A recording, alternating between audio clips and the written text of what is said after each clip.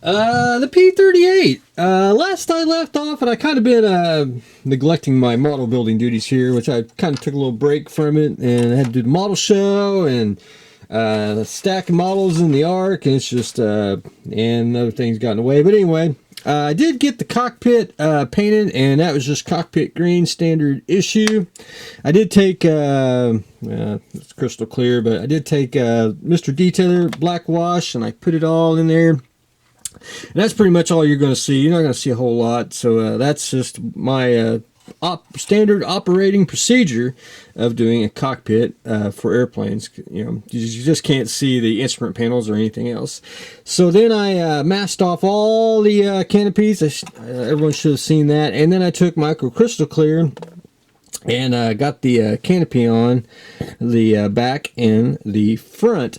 Now I'm working on, if I probably don't lose it here, the two sides and the top one. I did get the top one all masked off, and now I'm just going to have to get micro crystal clear in here and hold my tongue just right and be able to get the canopy on. And then hopefully I'll probably have to add maybe a little more of that and probably some tulip, because it'll probably be not probably the best fitting canopy in the world, but I'll get it on and then shoot some primer on it, and that'll actually help adhere to it, and then should be ready to rock and roll and paint.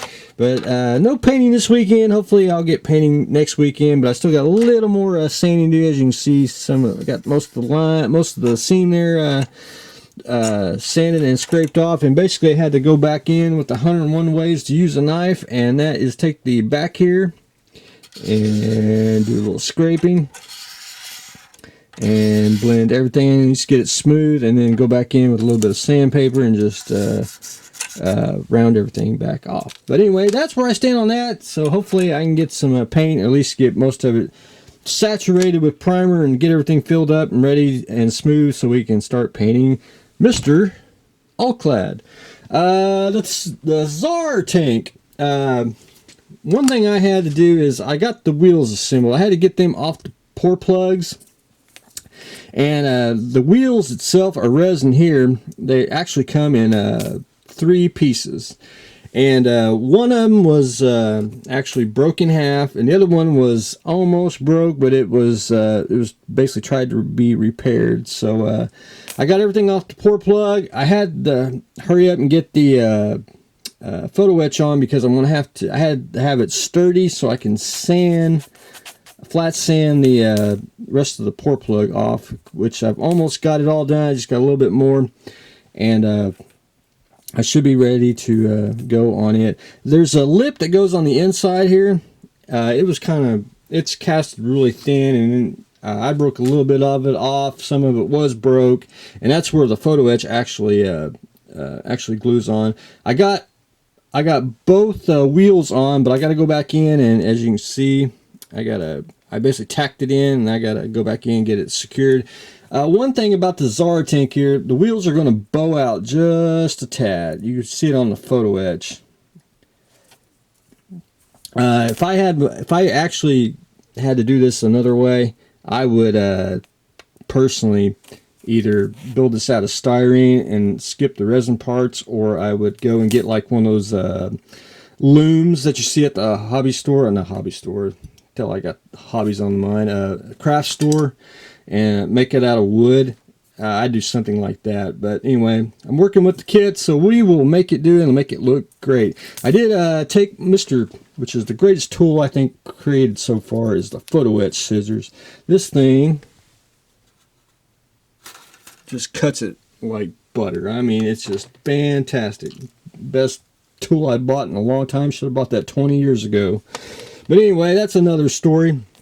But I did slit the photo etch so it'll actually fit, because it really doesn't fit. I think you're supposed to slit it, and I can't read whatever their instructions say to do. There's really no right or wrong way to do it. But anyway, so I got that slit and glued, and I'm going to try to get them tacked. Got to get them glued in, and that's basically been the whole chore. I did cut these off the pour plug with the razor saw, and let me find the metal tube.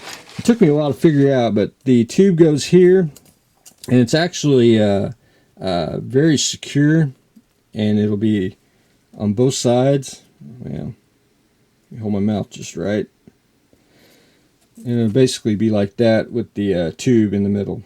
So anyway, I'm working on that, so hopefully I'll get a little bit more. I want to try to get it secured, and I basically got to do just basic, sanding and get some more super glue in here and just get everything just secured and won't fall apart or anything of that nature. But anyway, that's where I stand on the Tsar tank.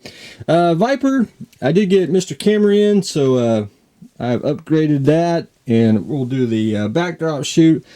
And I did get it cracked open, and first things first, when we're going to do the Scarlet, we're going to make a line. And I really can't, I can show everyone what I'm building, but I really can't go too far.